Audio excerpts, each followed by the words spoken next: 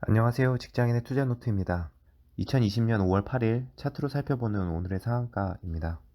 제가 오늘의 상한가에서 제목을 바꿨는데 상한가 가는 종목들이 왜 상한가를 갔는지 뉴스나 그런 이유들을 찾아봤자 제가 그런 걸 가지고 주식을 매수하지 않더라고요. 물론 사고 난 다음에는 뉴스를 살펴보면서 이제 언제쯤 매도를 하는 것이 적당할지 그런 것들을 고려할 때 뉴스를 참고하긴 하는데 매수를 할 때 그런 것들을 다 찾아보면서 매수하기보다는 매수해야겠다고 판단되는 순간에 바로 매수를 해야 되기 때문에 저는 차트만 보고 매수를 하는 편입니다. 그래서 오늘의 상한가도 뉴스나 재료 같은 것들은 배제를 하고 차트로 조금 더 깊게 살펴보기 위해서 이렇게 제목을 바꾸게 되었습니다. 오늘의 상한가 종목입니다. 유비케어, 세미시스코 이렇게 두 종목이 상한가에 돌입을 했는데 유비케어 같은 경우에 오늘 종가가 9,710원인데 거래량이 7,900만 주, 진짜 엄청나게 많은 거래량이 터졌네요. 이 종목은 진짜 시장에서 엄청나게 주목을 많이 받고 있다는 뜻입니다. 차트로 살펴보겠습니다. 먼저 유비케어의 1차트입니다. 저도 이 종목을 다른 유튜브 분께서 관심 있게 하시는 것을 보고 관종에 넣어놓고 있어서 구경을 하고 있었는데 어제 깜짝 놀랐습니다. 이 종목이 이제 엄청나게 최근 들어서 급상승 중인데 플러스 23%까지 갔다가 어제 결국 거의 마이너스 9%인가? 에서 마감을 했습니다. 제 생각에는 기보유자들도 어제 구간에서 대부분 많이 매도를 했었을 것 같고 오늘 상한가가 갈 수 있을 거라고 생각하고 이 자리에서 매수를 하시는 분은 별로 없었을 거라고 생각합니다.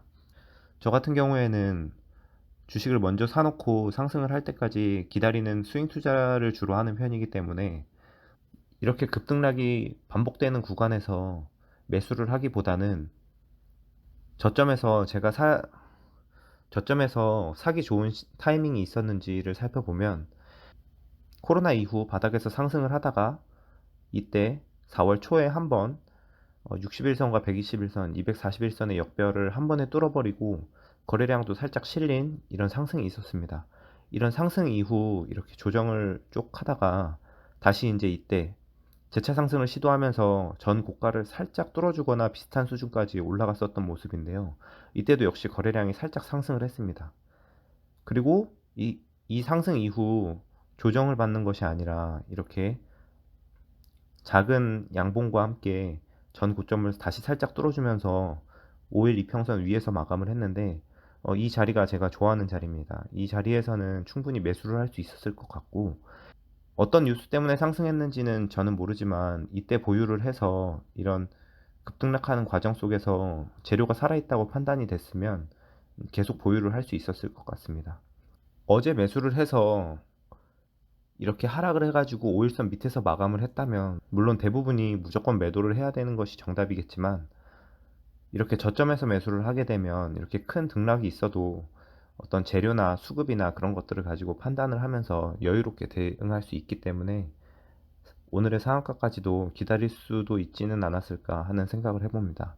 분차트로 한번 보겠습니다. 분차트로는 10분 차트로 어제와 오늘 차트인데 보게 되면 진짜 어제 말도 안 되는 차트가 나왔습니다. 이렇게 크게 갭상승으로 시작을 해서 최고점 23% 정도까지 상승을 했다가 뭐 등락도 없이 그냥 이렇게 쭉 빠져버렸습니다. 특히 앞에서 봤듯이 이미 상승해서 바닥권 대비 상당히 위에서 형성되어 있는 주가에서 이런 하락을 견딜 수 있는 분은 제 생각에는 몇 분 없을 것 같습니다.